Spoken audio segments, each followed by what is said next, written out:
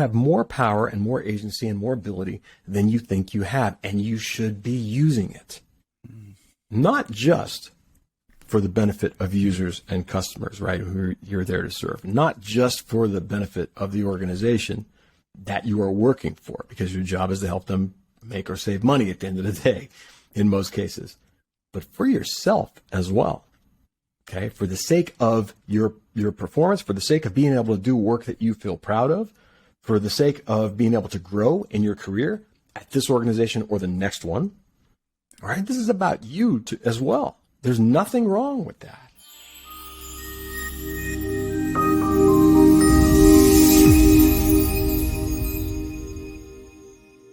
Welcome back, everybody. I'm Mahan here from Tech Circus, back with our first interview actually ahead of the UX Live Global Conference coming now 24th, 25th of February 2022.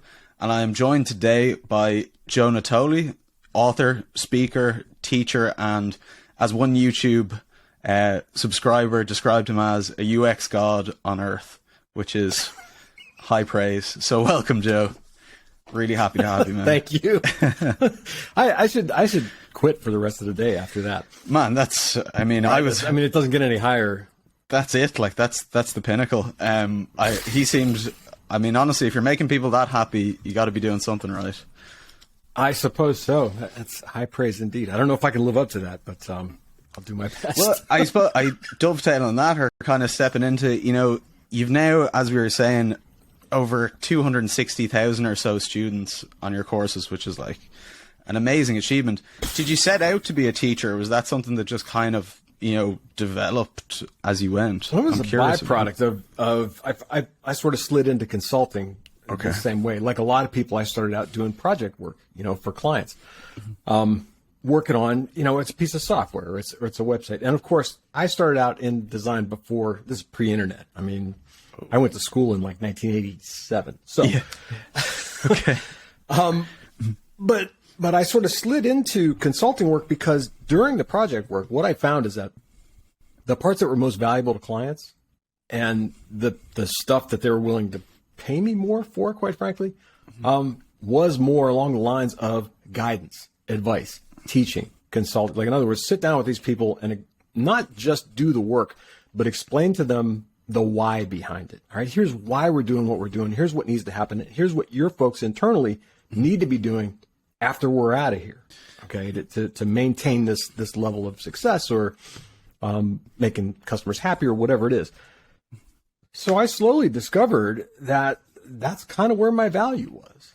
When I was talking, when I was presenting, when I was teaching, even just during a presentation or a meeting or a project review or something, people really were, body language and everything, were really paying attention.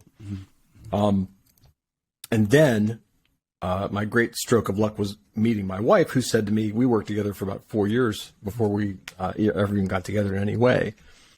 And she kept saying to me, you really need to think about sort of teaching this stuff in an organized way, like workshops or whatever. And then this thing called Udemy came along and she's like, you should check this out.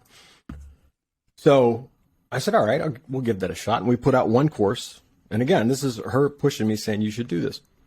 We put out one course, which was UX Design Fundamentals.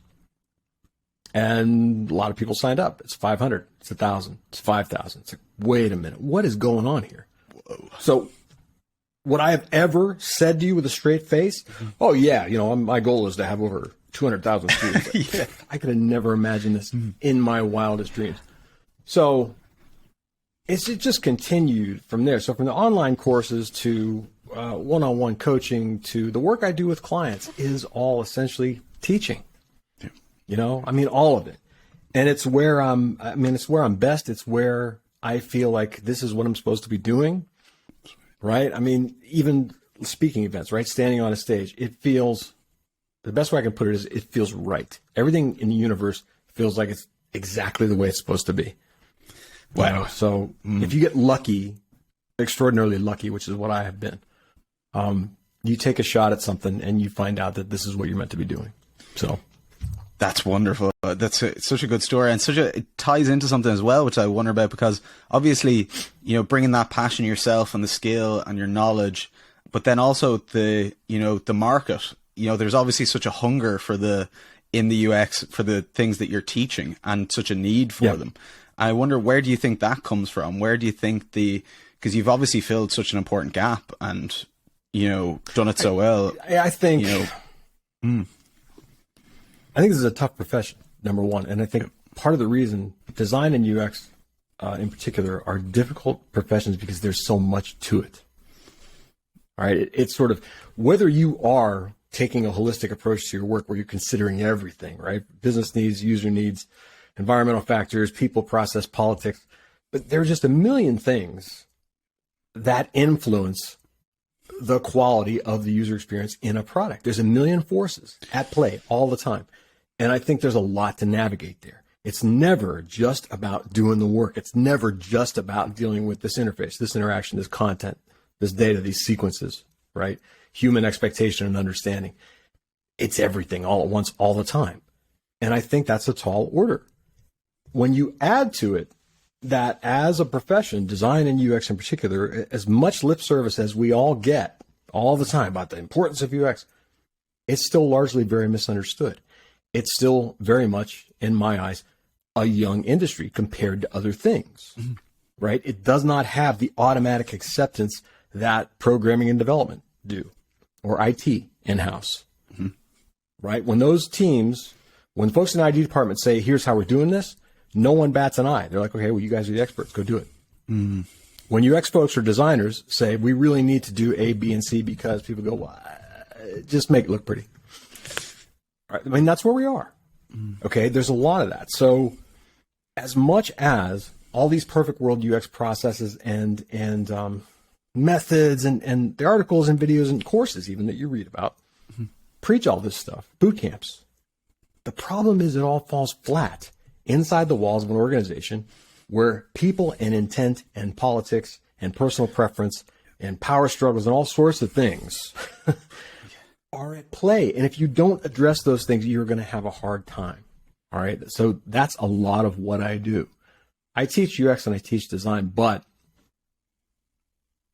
in every single course that I have, in every article, every talk I give, the larger element is here's how you need to exist in this world. Okay. That's what I was going to say. There's a real philosophy there that goes so much deeper, I think.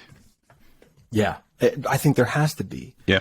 I think that's, otherwise you're fighting an uphill battle. You are stressed all the time. You're frustrated. You feel like what you do doesn't matter.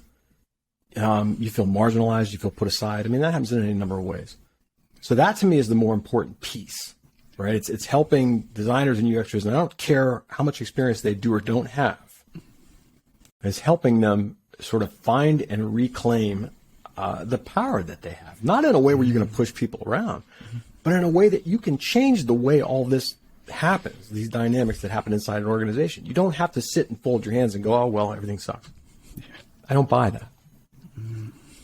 Yeah, and that there's an element of something I was getting when I was listening to the talk in Prague, the Getting Real About UX, was an element of personal responsibility, even when there's, things that are outside of your control. Like people are, people don't understand you, people aren't respecting and appreciating what you're doing, but that there's an element that you can kind of take on yourself almost.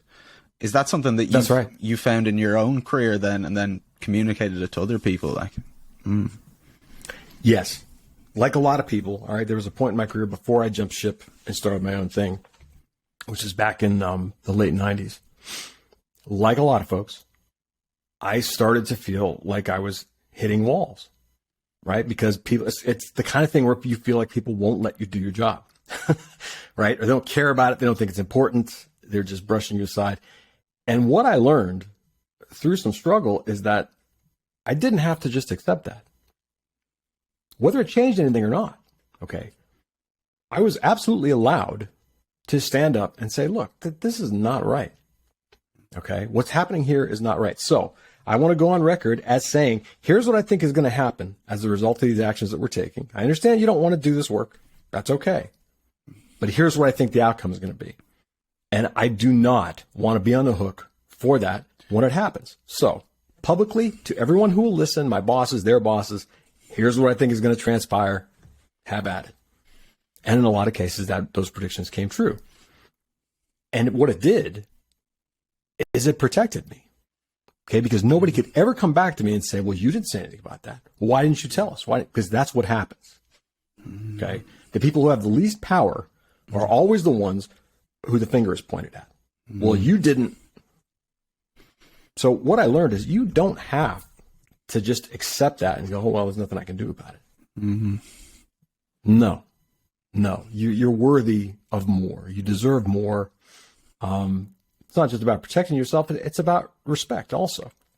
It's about saying this is the way the work should be done.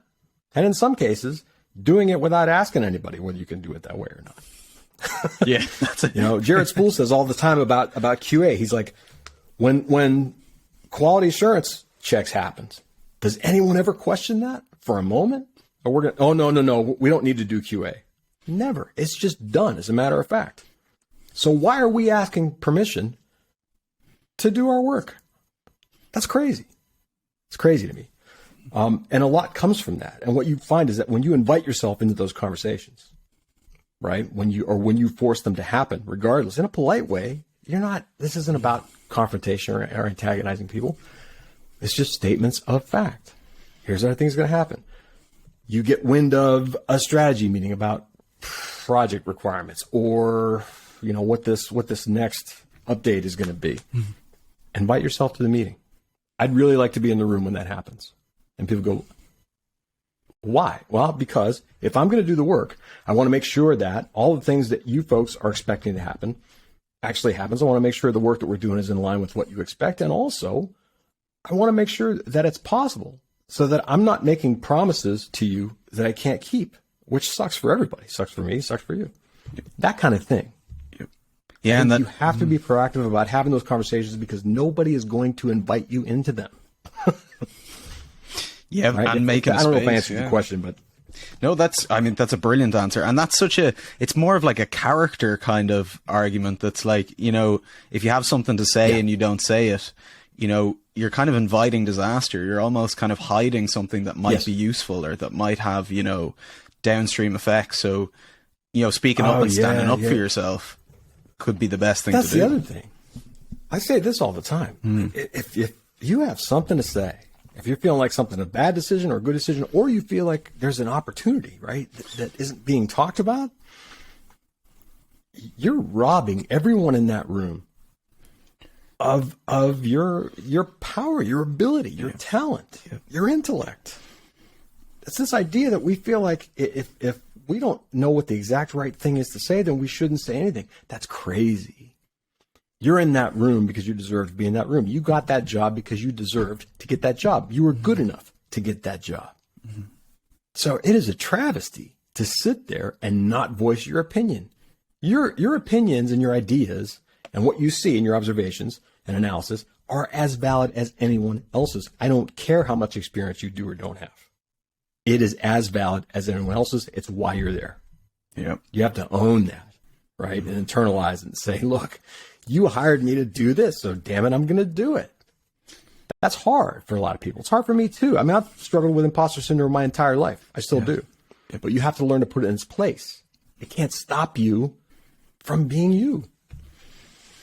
Yeah, and that fear that can get in the way. I mean, I was thinking on so many meetings I've been in where you have something you want to say and you're kind of thinking, oh, do I do it? Do I not? And the sense of, I suppose, standing on the edge of the cliff and jumping off and saying like, okay, I'm going to stand behind this. And, my job's not worth doing if I can't do that to a certain extent because you're, suppressing what you're meant to be doing. I don't know if that makes sense. And you're waiting for the fear to go away. Okay. Yeah, which it isn't going to. Part of the problem is you're waiting for the fear to go away. Guess what? It's not going to happen.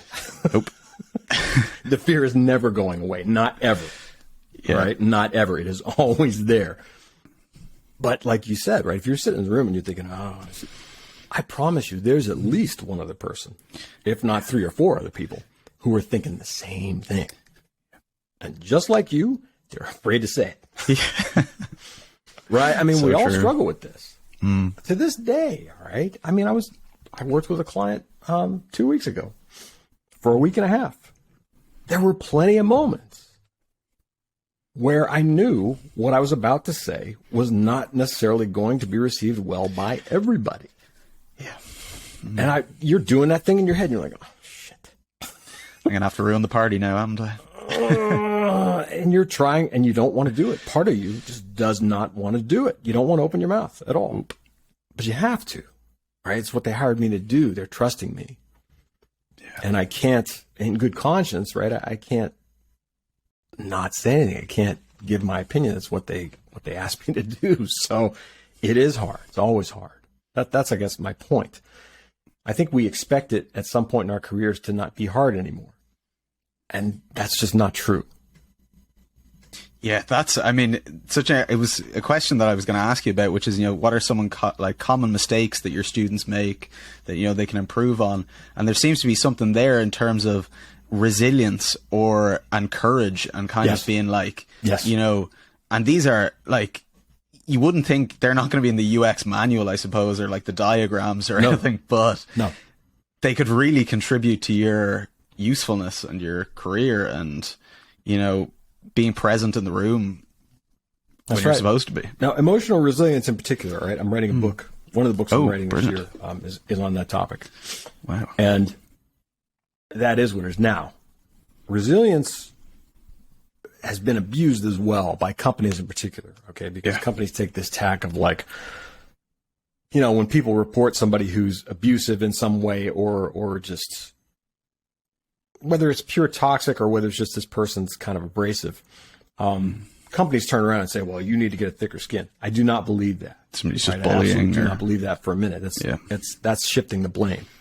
Of course. All right. That's not what I'm talking about. Mm-hmm. But there is a massive component of courage, like you said, resilience in terms of, are you going to be put in uncomfortable situations that challenge you? Yes. Are you going to get knocked down? Absolutely. More than once.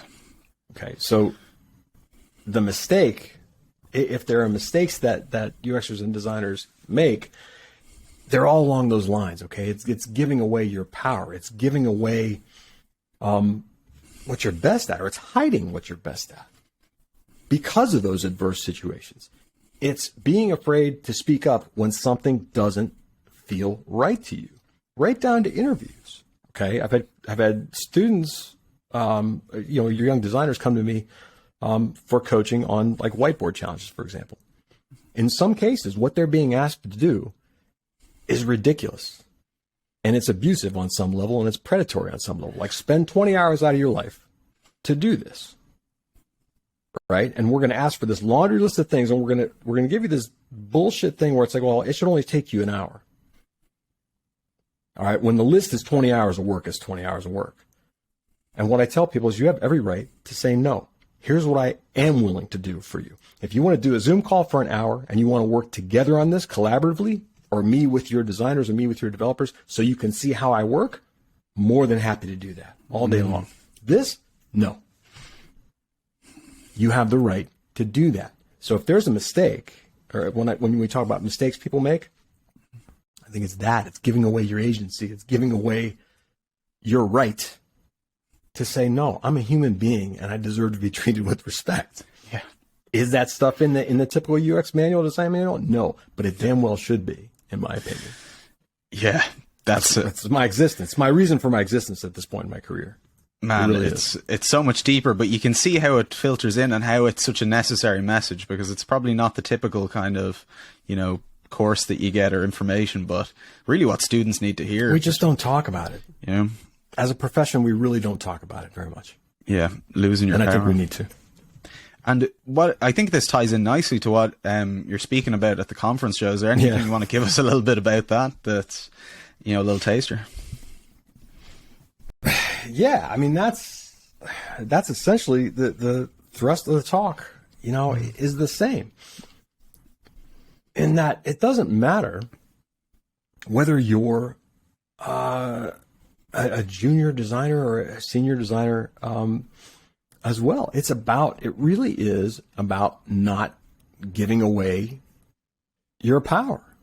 It's about thinking like a leader, essentially, and especially, I should say, the title is especially if you aren't one, right? Mm.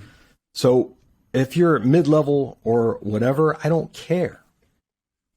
It doesn't matter. You have more power and more agency and more ability than you think you have, and you should be using it.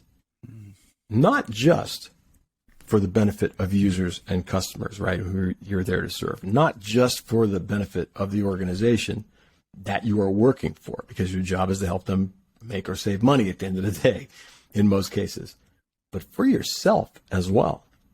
Okay, for the sake of your performance, for the sake of being able to do work that you feel proud of, for the sake of being able to grow in your career at this organization or the next one. All right, this is about you as well. There's nothing wrong with that. So this talk, like a lot of things we've talked about so far, is along those same lines. That right? is you have awesome. You have to approach everything you do intentionally, right? For everybody's sake, for everybody involved. Everything is better, in my opinion. The outcome of everything, including your own personal goals, is better, is higher when you take an intentional approach like that. Yeah, and that you could be the difference in the project between it going sideways and it going the right way if you just put yourself out there. A lot of times, you never know. I mean, a lot of times that question that you ask, that you may be thinking like, oh, they're going to think I'm so stupid. Yeah. Oftentimes it's the thing where everybody in the room goes, and the reason they're making that face is because internally they're going, how in the hell did nobody think to ask this question? Seriously. Okay. I mean, I've been in a lot of those. Yeah. I've been in a lot of situations where like a junior person on a team who hasn't said a word for 2 hours, all of a sudden goes, well, do we really need to be doing this in the first place? And everybody goes, yeah. Oh no. We've done this for so long. Yeah. Right. You know, and it's what were you tough, doing? But hey, the question needs to be asked. Yep. You know, it's the same kind of thing. Like, I love the question why. It's my favorite question in the whole world. Yeah. When a prospect calls me, a prospective client says, hey, we need to do this thing and we want you to come in and help us. Why? What do you mean? I mean, why? Why do you need to do this? What brought you this realization that, hey, we have to do A, B, and C? What's behind it? Yeah. That's bad. Simple, but we don't do it enough. I know. And it requires courage, but it could be the difference between doing a much better job. I'm so inspired after this now, Joe. I'm going to go speak up in all the meetings. And I'm going to crusade as much as possible. Do it. Hopefully not get sacked. Do it. Take your power back. Beautiful. Thank you so much, Joe. And I'm really looking forward to your talk. Thanks for having me at the conference. So we'll see you there. Same here.